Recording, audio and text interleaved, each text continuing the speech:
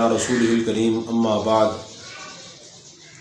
فاعوذ باللہ من الشیطان الرجیم بسم اللہ الرحمن الرحیم آمن الرسول بما انزل الیہ من ربہ والمؤمنون کل آمن باللہ وملائکتہ وکتبہ ورسلہ لا نفرق بین احد من رسلہ وقالوا سمعنا واطعنا غفرانک ربنا والیک المصیر صدق اللہ مولانا العلی العظیم۔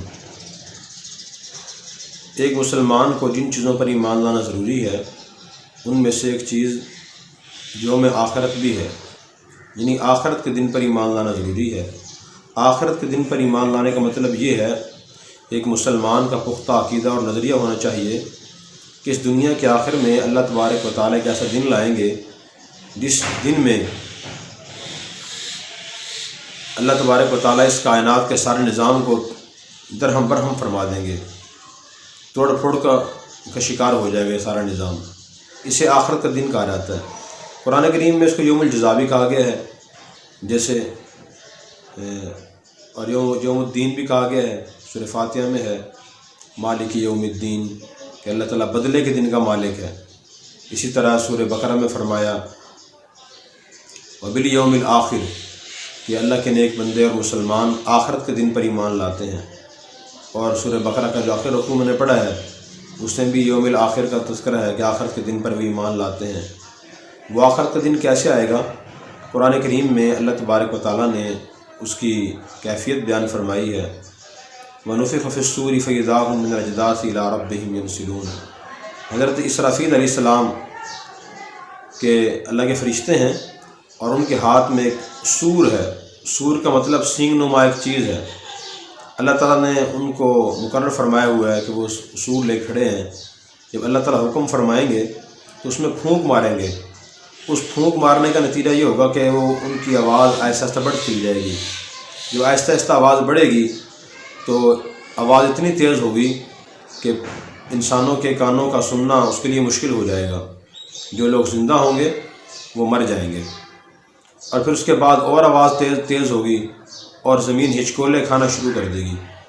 جیسے ہمارے ہاں تیز آندھیاں اور ہوائیں چلتی ہیں تو درخت ہچکولے کھاتے ہیں، کبھی درخت کی شاخیں دائیں طرف جھکتی ہیں، کبھی بائیں طرف جھکتی ہیں، تو یہی صورتحال اس وقت زمین کی ہوگی۔ پھر اس کی آواز اور تیز ہوگی، اس کا نتیجہ پھر یہ ہوگا کہ پہاڑ اڑنا شروع ہو جائیں گے۔ قرآن کریم میں مختلف صورتوں میں اللہ تعالیٰ نے اس دن کی کیفیت بیان فرمائی ہے۔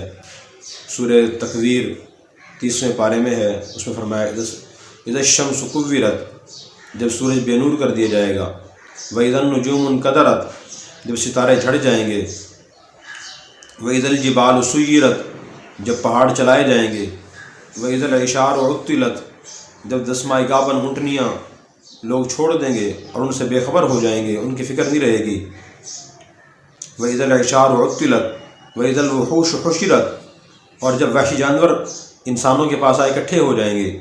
عام طور پہ شیر، بھیڑیا اور چیتا کسی انسان کو یا جاندار کو دیکھ لے چیرنے پھاڑنے کی کوشش کرتا ہے، لیکن جب کوئی بڑی آفت، بڑی مصیبت آتی ہے تو یہ درندے بھی اپنا کام چھوڑ دیتے ہیں اور یہ سہم جاتے ہیں، ڈر جاتے ہیں۔ تو اس دن کی یہ کیفیت ہوگی۔ اسی طرح پھر اس کے بعد فرمایا وَإِذَا السَّمَاءُ كُشِطَتْ، جب آسمان کا پوست اور اس کی کھال اتار لیا جائے گا، اور اس کے بعد فرمایا وَإِذَا الْجَحِيمُ سُعِّرَتْ، جب جہنم کو بھڑکایا جائے گا، وَإِذَا الْجَنَّةُ أُزْلِفَتْ، جنت قریب کر دی جائے گی، عَلِمَتْ نَفْسٌ مَّا أَحْضَرَتْ، ہر شخص جان لے گا کہ وہ کیا لے کر حاضر ہوا۔ اسی طرح اس صورت کے بعد سورہ انفطار ہے، اس میں اللہ تعالیٰ نے فرمایا اذا السماء انفطرت، جب آسمان پھٹ جائے گا، وَإِذَا الْكَوَاكِبُ انتثرت، جب ستارے جھڑ جائیں گے، اور پھر اس کے بعد وہی آیات بیان فرمائی ہیں جو سورہ تکویر میں ہیں، ویسی آیات ہیں۔ اسی طرح ایک اور جگہ فرمایا یا ایھا الناس اتقوا ربکم ان زلزلۃ الساعۃ شیء عظیم، اے لوگو اپنے رب سے ڈرو، بے شک قیامت کا زلزلہ بہت بڑا ہوگا۔ یوم ترونھا تذہل کل مرضعۃ عما ارضعت وتضع كل ذات حمل حملها وترى الناس سکارى وما هم بسکارى ولكن عذاب اللہ شدید۔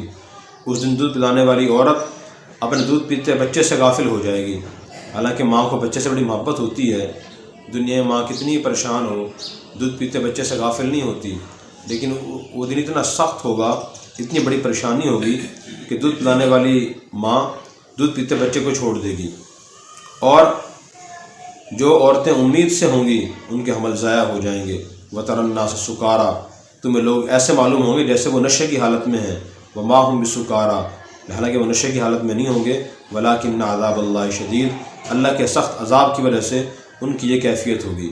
تو بہرحال قیامت کا دن برحق ہے، اللہ تبارک و تعالیٰ اس قیامت کے دن کو لائیں گے، اور اس قیامت کے دن دنیا کا نظام سارا ٹوٹ پھوٹ کا شکار ہو جائے گا۔ اور یہ قیامت کے دن کے مختصر سے میں نے حالات عرض کیے ہیں، ہمیں قرآن کریم اور احادیث مبارکہ اس کی تاکید کرتے ہیں کہ ہم بار بار ان حالات کو پڑھیں۔ نبی کریم صلی اللہ علیہ وسلم کی مجالس مبارکہ میں جن موضوعات پر خاص طور پر بات چیت ہوتی تھی، ان میں سے ایک اہم موضوع آخرت کا موضوع بھی تھا۔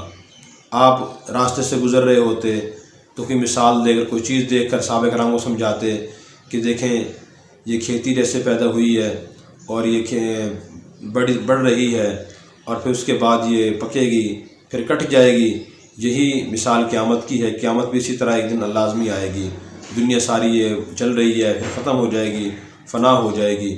اور اسی طرح آپ قبرستان میں بیٹھتے، وہاں صحابہ کرام کو آخرت کی یاد دلاتے تھے، آپ مسجد نبوی میں بیٹھتے تھے، وہاں آخرت کی یاد دلاتے تھے۔ آخرت کی یاد ایک ایسا پختہ عقیدہ ہے، اس کا یاد کرنے کا ایک اتنا عظیم فائدہ ہے، اگر انسان کو مرنا یاد رہے تو انسان دنیا میں بہت سے جرائم سے بچ سکتا ہے۔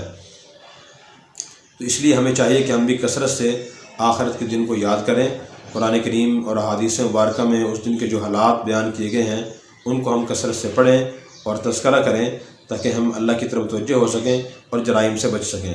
اللہ ہمیں عمل کرنے کی توفیق عطا فرمائے۔ Subscribe now and press the bell icon. Never miss an update.